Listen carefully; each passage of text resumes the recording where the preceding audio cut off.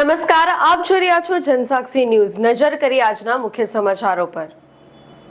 આજે જયપાલસિંહ મુંડાની 123મી જન્મજયંતિ નિમિત્તે ઝઘડિયા તાલુકાના ફૂલવાડી ગામ ખાતે સામાજિક યુવા કાર્યકર્તાઓ દ્વારા જયપાલસિંહ મુંડાની જન્મજયંતિની ભવ્ય ઉજવણી કરવામાં આવી હતી। આ કાર્યક્રમમાં ડેડિયાપાડાના ધારાસભ્ય ચૈતર વસાવા અને સામાજિક આગેવાન ધનરાજ વસાવા સહિત આદિવાસી સમાજના આગેવાનો અને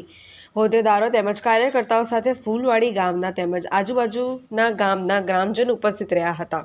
અને જયપાલસિંહ મુંડાની તસવીર પર ફૂલહાર અર્પણ કરી સન્માન આપવામાં આવ્યું હતું। આ ઉજવણીમાં આગેવાનોએ ઝઘડિયા જેડીસી ખાતે આવેલ ઘણી કંપનીઓ દ્વારા સ્થાનિક લોકોને રોજગારી પૂરી પાડવામાં આવતી નથી તેમજ રોજગાર આપે છે તો તેમનું શોષણ કરવામાં આવી રહ્યું હોવાના આક્ષેપો કરવામાં આવ્યા હતા। કાર્યક્રમ પ્રસંગે કાયદો અને વ્યવસ્થા જાળવવા રહે તે માટે ઝઘડિયા પોલીસ દ્વારા ચુસ્ત પોલીસ બંદોબસ્ત ગોઠવવામાં આવ્યો હતો।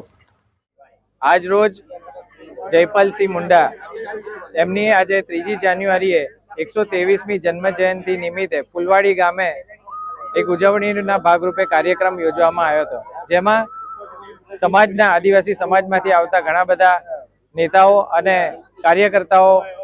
ઉપસ્થિત રહ્યા હતા અને સાથે ફૂલવાડી ગામના અને ઝઘડિયા વાલિયા નેત્રંગ વિસ્તારમાંથી પણ ઘણા બધા મોટી સંખ્યામાં સ્વયંભૂ રીતે આવ્યા હતા।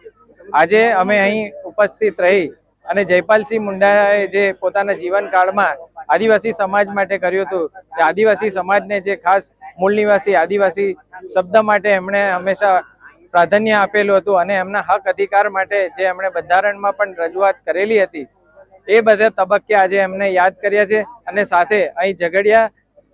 વિસ્તારમાં જે તાલુકામાં આપણે જે બીજા બધા જીએમડીસી છે, જીઆઈડીસી અને 6 લેનનો કોરિડોર જે અહીંયા પાસ થઈ રહ્યો છે, એ બધા મુદ્દે જે આદિવાસી સમાજ તેમજ સાથે બીજા અન્ય સમાજના લોકો રહેતા હોય એમને જ્યારે અન્યાય થઈ રહ્યો છે, એ તબક્કે અમે અહીં સૌએ એક દિશામાં આગળ જ્યારે આ લડત લડવાની હશે તેના માટે અહીં આહવાન કર્યું છે અને તમામ લોકો સમાજના હક અધિકાર માટે એકજૂટ થઈને લડે તેવી અમે વિનંતી કરી છે। આજે મોરાન ગોમકે જયપાલસિંહ મુંડાજીની 123મી જન્મજયંતિની ઉજવણી ઝઘડિયાના ફૂલવાડી ગામ ખાતે આયોજિત કરવામાં આવી હતી અને જે જયપાલસિંહ મુંડાએ સંવિધાન સભામાં આદિવાસી સમાજ માટે જે પ્રાવધાનો કરાવ્યા છે, એમણે અનુસૂચિ 5ની પ્રાવધાનો કરાવ્યા છે। એ જ પ્રકારના જળ જંગલ જમીન પરના આદિવાસીઓના પોતાના અધિકારો આબાદિત રહે એના પ્રાવધાનો કરાવ્યા છે અને આદિવાસી સમાજને પોતાના સામાજિક વ્યક્તિગત લો આપવામાં આવ્યા છે, ત્યારે એ પર્સનલ લો પણ આબાદિત રહે એ બાબતની અમારી ચર્ચાઓ થઈ છે। અહીં ઘણા અસરગ્રસ્ત લોકો અમારી સમક્ષ આવ્યા છે, જેમની જમીનો આ જીઆઈડીસીઓમાં ગઈ છે, જીએમડીસીઓમાં ગઈ છે અને એમને આજ દિન સુધી આ જીઆઈડીસીઓમાં કાયમી રોજગારી મળતી નથી, સાથે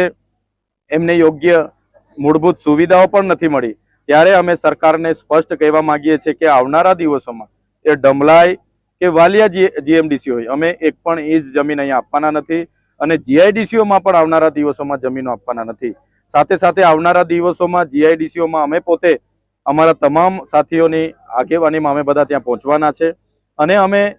જે એમનું એસોસિએશન છે એમને પણ કહેવાના છે કે ભાઈ આમાં સ્થાનિક લોકોને કેટલા લોકોને 85% રોજગારી મળી છે, 3 વર્ષ થયા છે, એમને પરમેનન્ટ કરવામાં આવ્યા છે કે કેમ, એમને ગ્રેજ્યુએટી આપવામાં આવે છે કે કેમ, પીએફ આપવામાં આવે છે, બોનસ આપવામાં આવે છે, એને વીમા પોલિસી આપવામાં આવે છે કે કેમ, તમામ બાબતોની અમે ચકાસણી કરવાના છે અને અમને જ્યાં પણ ગેરરીતિ લાગશે તો ત્યાં એને બંધ કરાવવા માટેની જે પણ તજવીજ હાથ ધરવાની થશે એ તજવીજ અમે હાથ ધરીશું। સાથે સાથે આ વિસ્તારમાં કોરીકર્સરો હોય, લીઝોની માઇનિંગો હોય કે જે પણ